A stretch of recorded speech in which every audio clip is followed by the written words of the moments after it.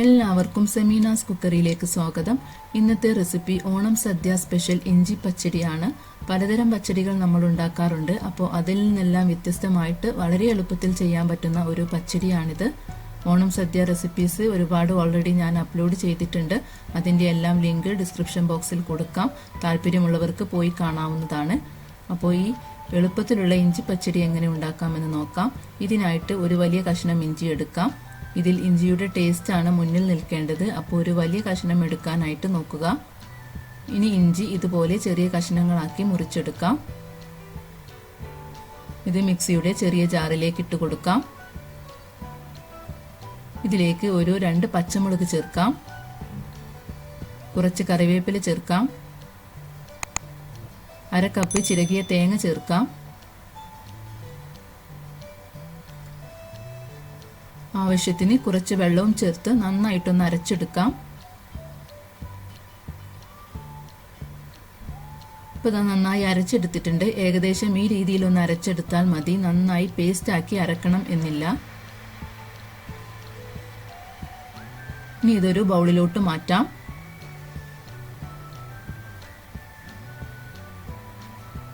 ഇതിലേക്ക് 1 കപ്പ് തൈര് ചേർക്കാം. 1 ടീസ്പൂൺ ഉപ്പ് ചേർക്കാം. എല്ലാം കൂടെ നന്നായിട്ടൊന്ന് യോജിപ്പിച്ചെടുക്കാം.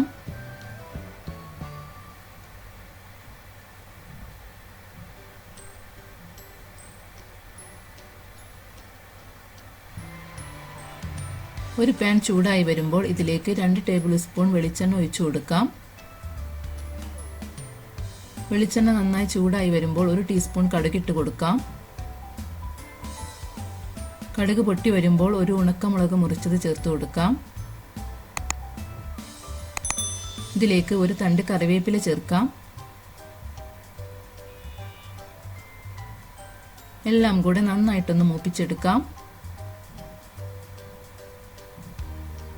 ഇനി ഇത് പച്ചടിയുടെ മുകളിലോട്ട് ഒഴിച്ചു കൊടുക്കാം.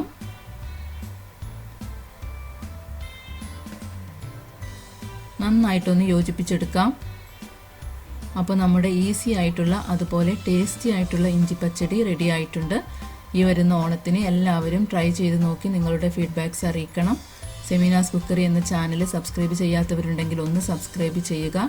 വീണ്ടും ഇതുപോലെ ഈസി ആയിട്ടുള്ള റെസിപ്പിയുമായിട്ട് നമുക്ക് കാണാം. താങ്ക്